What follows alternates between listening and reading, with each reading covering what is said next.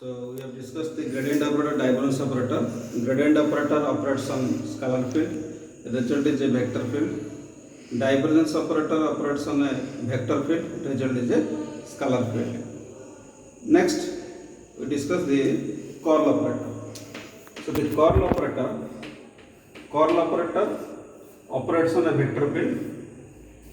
Result is a vector. Mathematically, we can write let A is a vector field and curl A is equal to the same del operator I capital del S, same thing, whatever we have, same vector differential operator what we have discussed in gradient and divergence. So same mathematical expression for also the using curl operator, but the question is here. It takes cross product. So curl operator operates on means it takes cross product. Then you write the vector.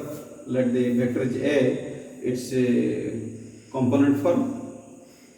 Generally, how we find the cross product of two vectors? So we are using determinant method. So you use determinant. So it is your del operator cross your vector field, and it is the determinant form of the generally you can say cross product of two vectors. It is the determinant method. So from the determinant method you have to find out the result. Okay. Discuss about a case. If the curl of the vector field is 0, then the vector field is called irrotational vector field. Here we have taken A is a vector field, so curl A is 0, thus A is called an irrotational vector field. So generally, what is the physical significance of curl? Curl operator, it acts on a vector field.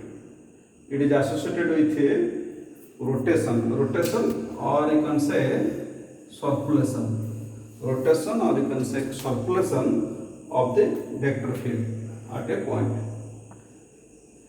If A is a vector field, then curl A provides a measure of the amount of rotation of the vector field at a point. So curl relates to rotation of a vector field. Come to one problem. Prove that curl of R is 0. R means your position vector. So you apply the same determinant method. So in determinant method you write the curl of R in this determinant form, and if you take this determinant, then the determinant will be 0.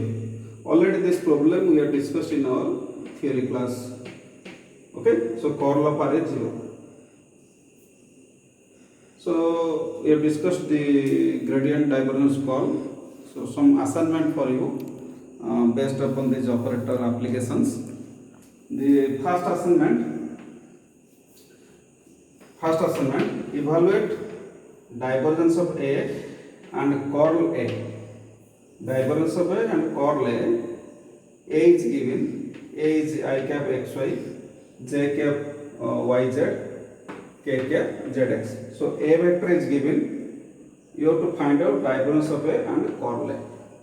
Second, prove that curl of gradient of a scalar field is 0. Curl of gradient of a scalar field is 0. It is a formula.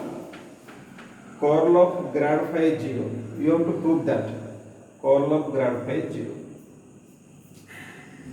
One more operator is there, that is your Laplacian operator. Laplacian operator can operate both scalar field and vector field. So generally, what is the mathematical expression? Del square you can write del dot del. Del dot del is your del square. Laplacian operator. So Laplacian operator can operate both scalar and vector.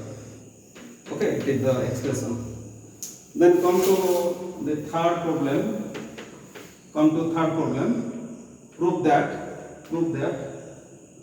Prove that divergence of gradient of a scalar field is 0.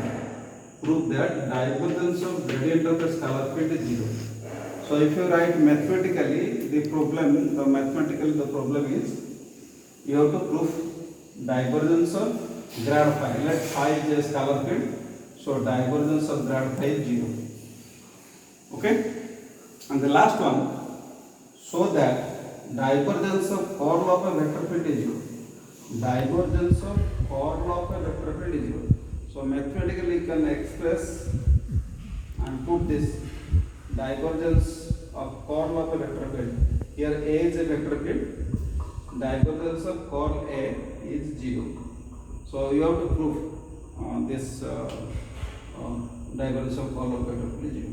So likewise you can collect different problems of curl, divergence and gradient operator from different books in your assignment copy. Okay.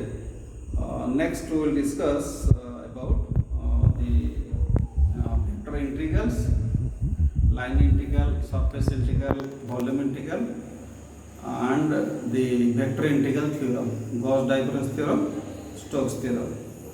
Thank you.